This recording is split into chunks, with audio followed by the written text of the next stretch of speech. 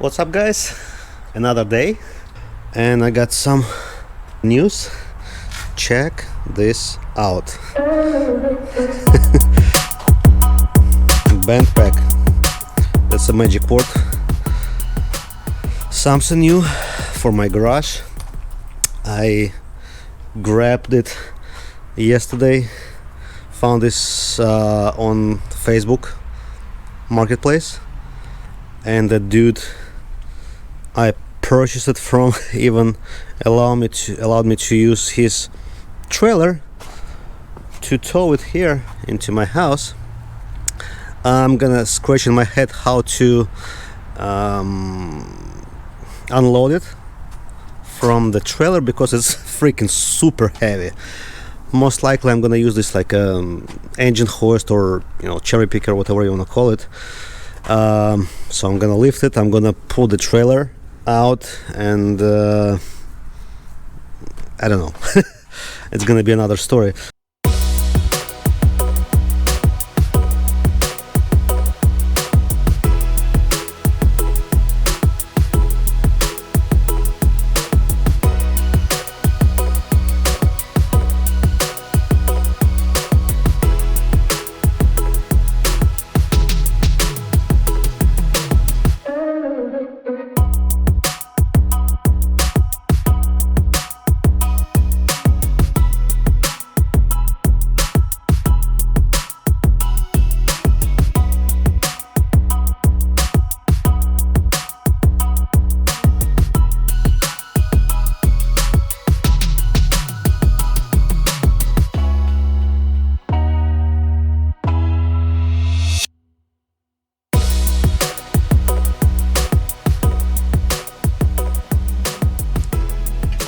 I decided to remove all the hydraulic hoses and replace them with the brand new ones because the condition of the original hoses was questionable.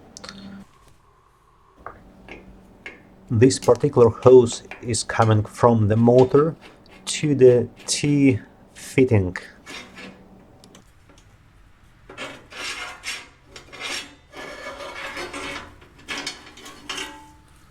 The first hose is out, probably 4 feet long. Let's try to squeeze here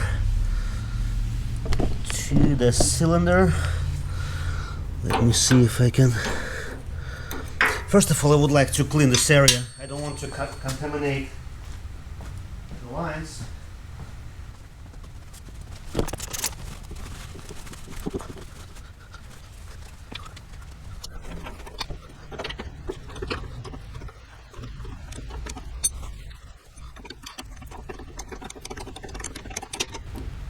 Alright, this end is out, and the last thing to do is to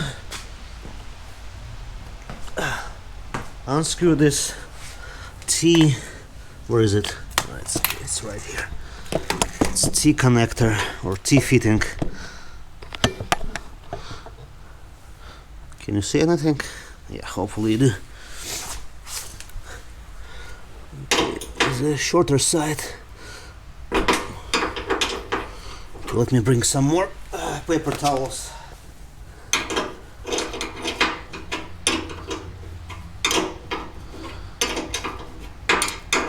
I did not see Teflon tape anywhere,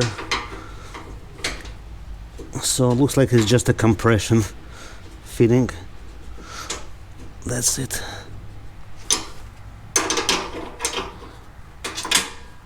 Alright, this line is out, so the only thing left is to feed those lines out from here, and we're gonna be all good to go.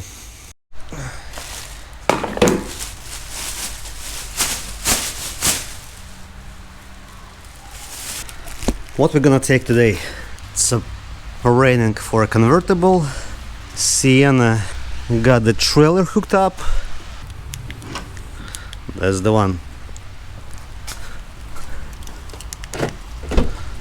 Alright, let's turn on this bad boy.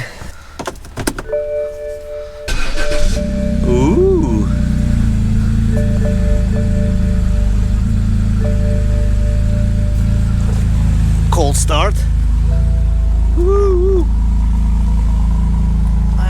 if you can hear it, but that's sound. That's the exhaust. That's funny how someone did actually spend the money to cut out the kind of rear muffler. Let's get to the shop. Take a look on that.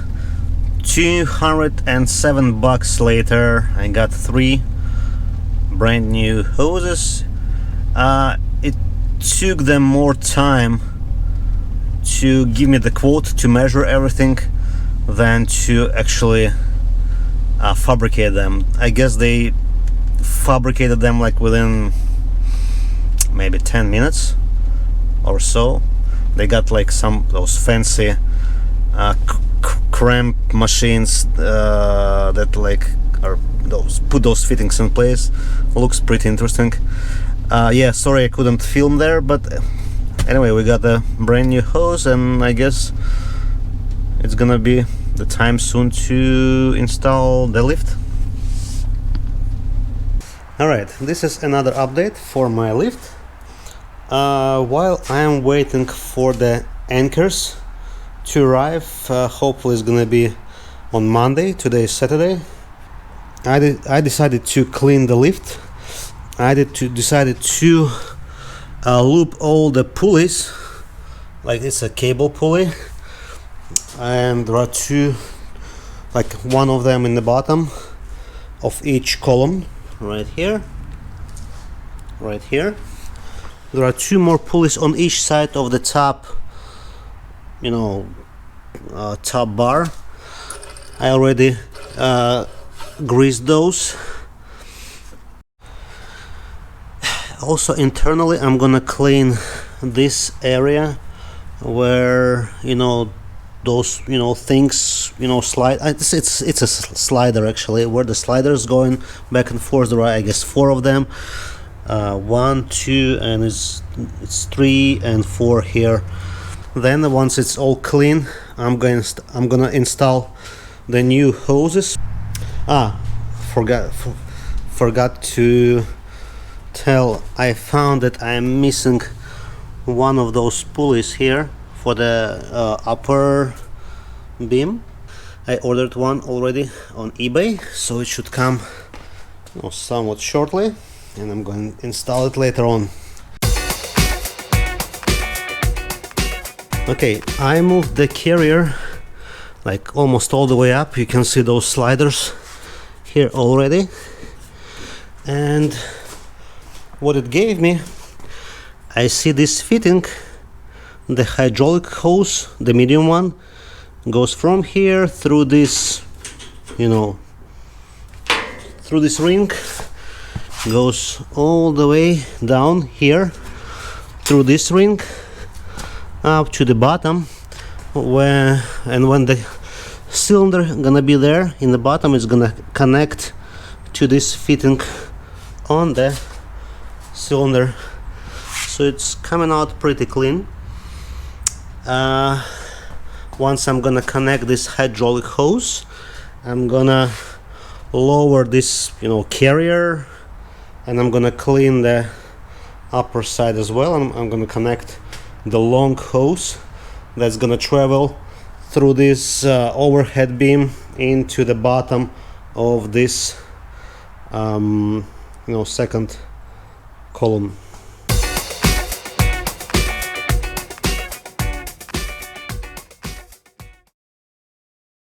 I removed this hydraulic cylinder simply to clean it. It's probably like 1, 2, 3, 4, probably like around 5 feet long, maybe 6 or so.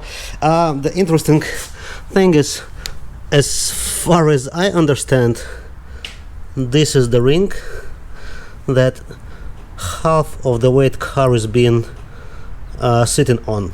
So this is the ring actually raises this carrier with the arms, because the carrier, as far as I understand, sits right here. So this weld around this ring is really important. Alright, so I did clean The internals right here looks pretty good to me. So let's go ahead and install the hose. This is the one. Let's check out the measurements.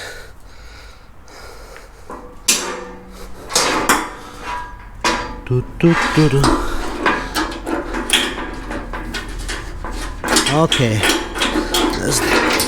that's the first problem right there. Okay, this problem we can overcome because this fitting didn't want to go inside this ring. What about this one?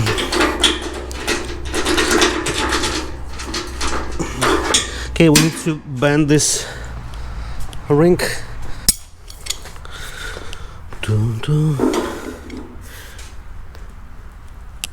Okay. Yep. It's getting in. So once the cylinder gonna be here, we're gonna connect the hose. Alright, and that gets right to the fitting.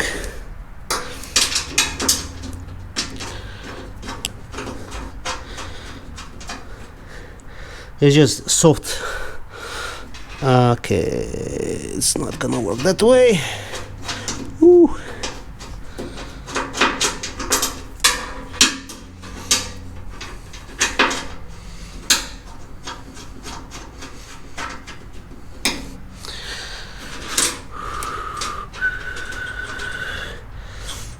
I don't really like this construction when there is the cable right by the hydraulic hose, especially here. I thought maybe we can slide it through this hole and later on come back to that side, but there is the lock mechanism, and actually I just override it like by using this cable here. So this actually pop-ups here, and on the carrier, you know, there are the notches. Like should the hydraulic system fail, it's gonna fall down up to the first notch, and this like lever gonna catch it. Okay, I'm gonna loop the place where those sliders are sliding. I'm not really sure how to do those, which are, you know, behind this like a C curve, but I'm gonna definitely do the bottom ones. It's actually white lithium grease.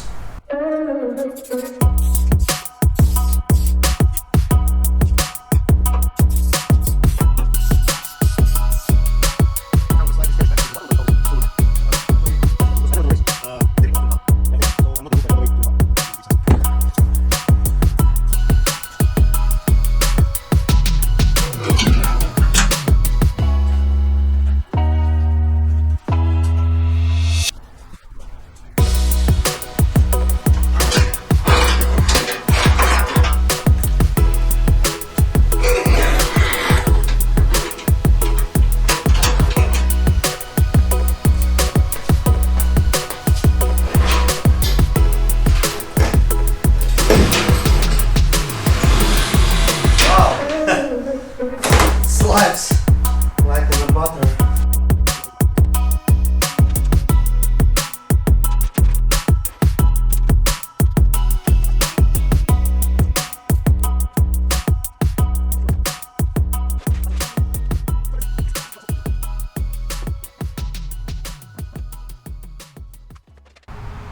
I cleaned both poles of this lift. I did lubricate them both, and I'm kind of deciding which pole supposed to go where, like the one with the motor either go this side or that side, and I'm inclined to put the hole with the motor on that side, because in the future I am planning to put like a 4-post lift right in there, kind of simply for storage. And I guess it's gonna make sense if I'm gonna drop the power, you know, for the lift. It's probably gonna be easier to do like from one spot, so one cable is coming from the top and then it's kind of splits, you know, for 2 lifts. And I guess this is logical, maybe not. So this column is with the motor, this one is without, so I need to switch them. And based on my measurements, there should be the 145 inches between the furthest part of the base of the column.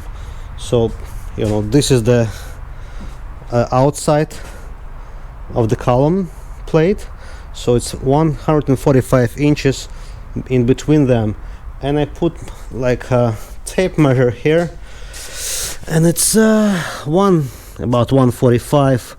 And I'm thinking, since the anchors should be no less than 4 inches to the nearest crack or imperfection, and this is, I guess, considered as a crack. So I'm gonna do those columns on those you know, slabs. So it's actually pretty wide, so it's more than wide. It's more than a one slab. Oh my god, it's more than a one slab width. The lift is the lift is more width than one concrete slab. So I'm gonna position them, you know, it's gonna be on this slab, you know, somewhere here, and on that slab, like where, like somewhere in between those two tires. So what I'm thinking to do, I need to move this column out from the garage. I need to move this one closer to the car, and then I'm gonna bring the other column back and I'm gonna raise it. And it's a little challenging here because we have those rails for the garage lift, since it's like a standard lift. I did not convert it yet for the high raise lift. So that's the game plan. Wish me luck.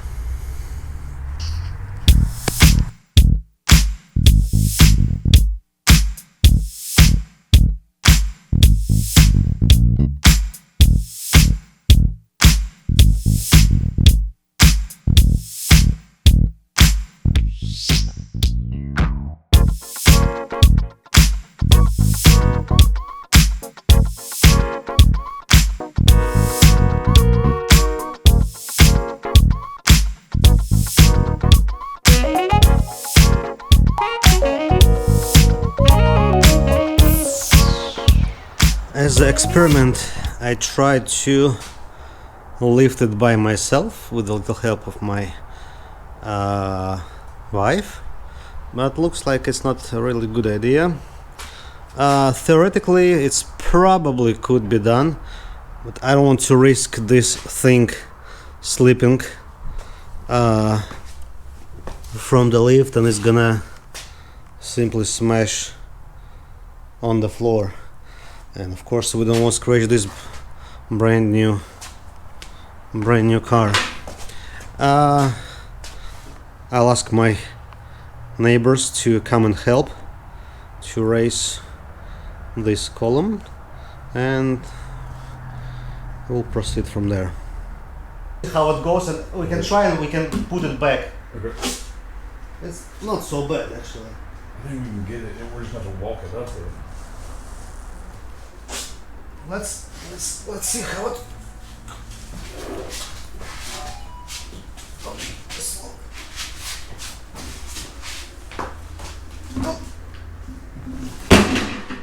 Thing's heavy. Good. It's good we have a wheels, and actually the wheels are on our way. Yeah. That's why I'm having troubles to go around. I can't get in there. Let's see.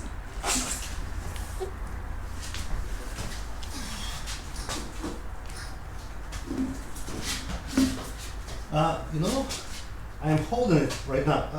Let it go. Let it go. Maybe remove the wheels. Yeah. Remove it.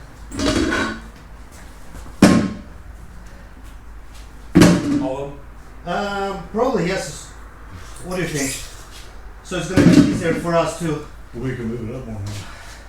Can you get underneath it? You will do that.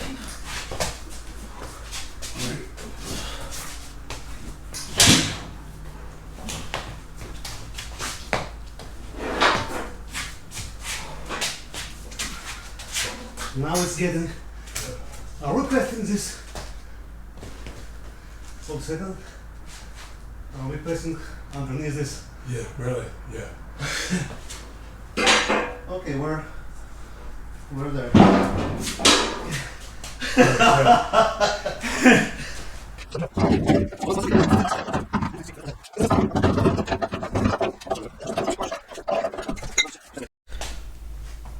As you can see, there was the unsuccessful column installation attempt, and later on it was successful.